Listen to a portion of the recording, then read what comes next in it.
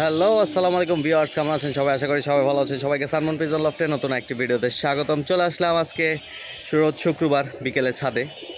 চমৎকার একটি ওয়েদার, তো সূর্য মামা দেখা পড়ছে যেহেতু, তো এই কয়েকদিন বৃষ্টি ছিল ভরপুর, ওয়েদারটা একদম ড্যাম ছিল।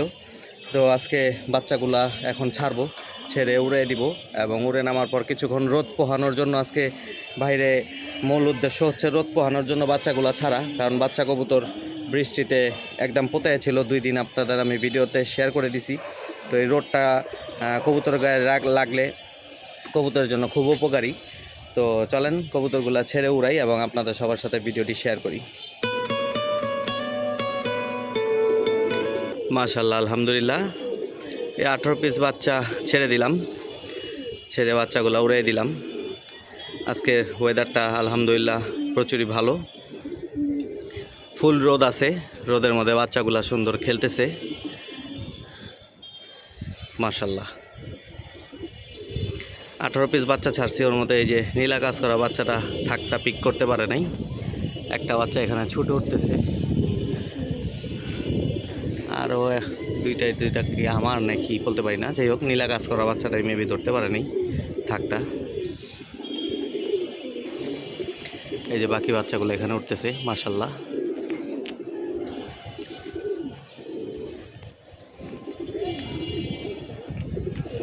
প্রচুর রোদ, তাকাইতে পারতেছি না রোদে। আজকে আবার সানগ্লাসটা নিয়ে আসি নেই, সেই রোদ, নিচে বৈশা করি ভিডিও, তাহলে আপনাদের দেখাইতে সুবিধা হবে মাশাআল্লাহ।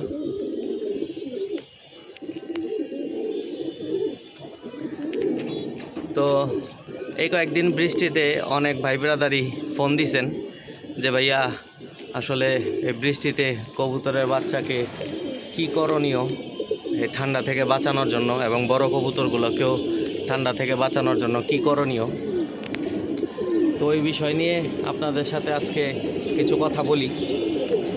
ওয়েদার আজকে ভালো আছে, আরও মাঝখানে আরও 2-1 দিন হয়তো খারাপ যেতে পারে। তো যার কারণে আমি যেটা করে থাকি সেটাই আপনাদের সাথে শেয়ার করব। মূলত আমি বাচ্চা কবুতরকে এবং বুড়া কবুতরকে ঠান্ডার জন্য এবং এই বৃষ্টি ওয়েদারের মধ্যে ন্যাচারালভাবে আসলে ডিরেক্ট ঠান্ডার ওষুধটা প্রথমেই দেই না, যদি কবুতরের বেশি প্রবলেম না হয়ে থাকে। একটা আছে যে ঠান্ডা লেগে গেছে, সেই ক্ষেত্রে ঠান্ডার ট্রিটমেন্ট করার জন্য যা করণীয় তা করে থাকি। আর যদি ঠান্ডা লেগে না থাকে সেই ক্ষেত্রে এই যে প্রচুর গরম গেল, হ্যাঁ, এই গরমের মধ্যে কবুতর হিট স্ট্রোক করার সম্ভাবনা 99% থাকে। যার কারণে গরমের মধ্যে তো আর কবুতরকে ভিটামিন ক্যালসিয়াম করানো যায় না, সেই ক্ষেত্রে দেখা যায় ভিটামিন ক্যালসিয়ামের অভাবটা থেকে যায়। তো সেই ভিটামিন ক্যালসিয়ামের অভাবটা থাকার কারণে কবুতরকে তখন এই গরমের মধ্যে ভিটামিন ক্যালসিয়াম করানো যায় না, কারণ এমনিতেই কবুতর গরমে হিট স্ট্রোক করে। সেই ক্ষেত্রে ভিটামিন ক্যালসিয়াম দিলে কবুতরের শরীর আরও গরম থাকবে, যার কারণে হিট স্ট্রোক করার সম্ভাবনা 100% হয়ে যাবে। তো সেই ক্ষেত্রে তখন দেখা যায় গরম থেকে বাঁচার জন্য ভিটামিন সি অথবা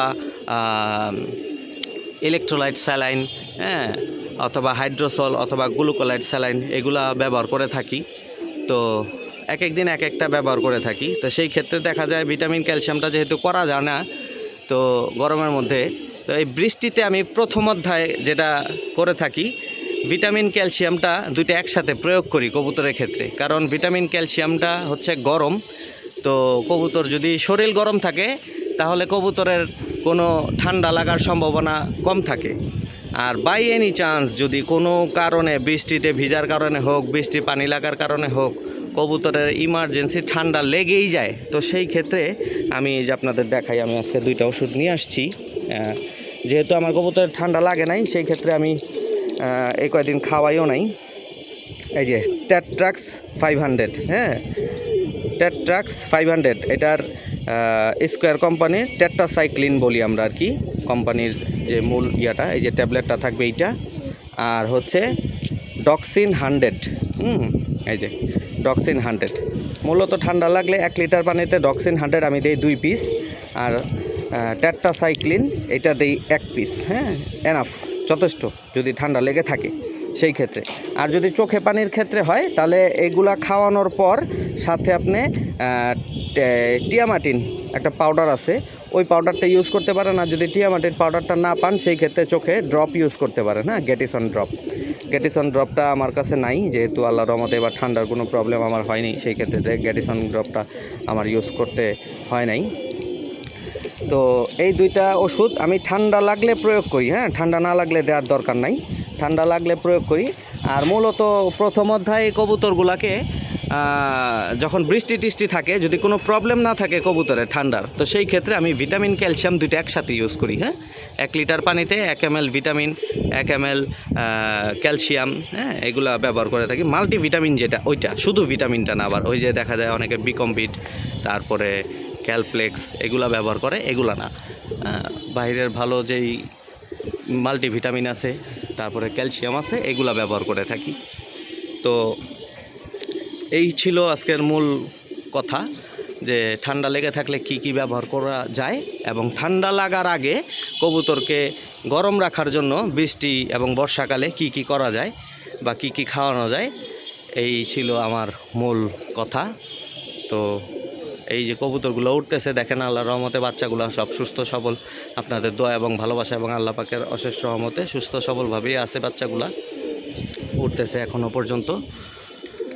তো এগুলা করে থাকলে দেখবেন বাচ্চা আল্লাহর রহমতে সুস্থ থাকবে। আর অবশ্যই বৃষ্টিতে চান্স পেলেই অবশ্যই কৃমি কোর্সটা করাই নেবেন, কারণ বাচ্চা কবুতরের কৃমির ডোজটা খুবই প্রয়োজনীয়, এবং বড় কবুতরগুলোর জন্য কৃমি কোর্স করানোটা খুব প্রয়োজনীয়। তো বৃষ্টি ওয়েদারে যারাই পারবেন, সুযোগ পাবেন, অবশ্যই কৃমি কোর্সটা করাই নেবেন। আর কৃমি কোর্স করানোর আগে অবশ্যই 2 দিন লিভারটন করানোর পর তারপর কৃমির ডোজটা দিবেন। কৃমির ডোজ দেওয়ার ঠিক 1 দিন পর আবার 2 দিন লিভারটনে কোর্স করাবেন। করানোর পর তারপর ক্যালসিয়াম, ভিটামিন, তারপরে আরও যা যা করণীয় আছে আপনারা করে নেবেন। আর অবশ্যই কৃমি কোর্স করানোর পর প্রোবায়োটিকটা ইউজ করবেন। হ্যাঁ, প্রোবায়োটিকটা ইউজ করলে খুবই ভালো হবে, কবুতরগুলো একদম ঝরঝরা থাকবে।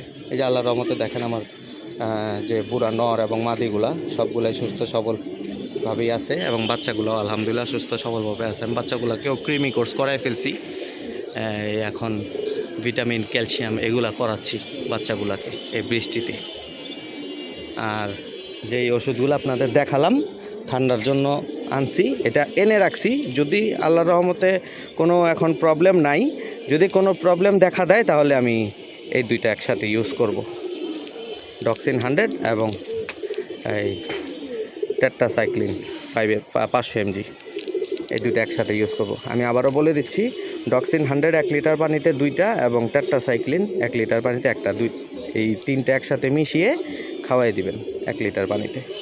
তো ভিউয়ার্স, আশা করি আপনাদের সবার উদ্দেশ্যে বুঝাইতে পারছি বিষয়টা। তো কবুতরগুলো উঠতেছে, উরুক, মাশাআল্লাহ, আলহামদুলিল্লাহ। বাচ্চার চালনি 18 পিসের চালনি আছে এখানে। তো সবাই ভালো থাকবেন, সুস্থ থাকবেন, 5 ওয়াক্ত নামাজ পড়বেন। আসসালামু আলাইকুম। আজকের জন্য ভিডিওটি এখানেই সমাপ্ত করছি।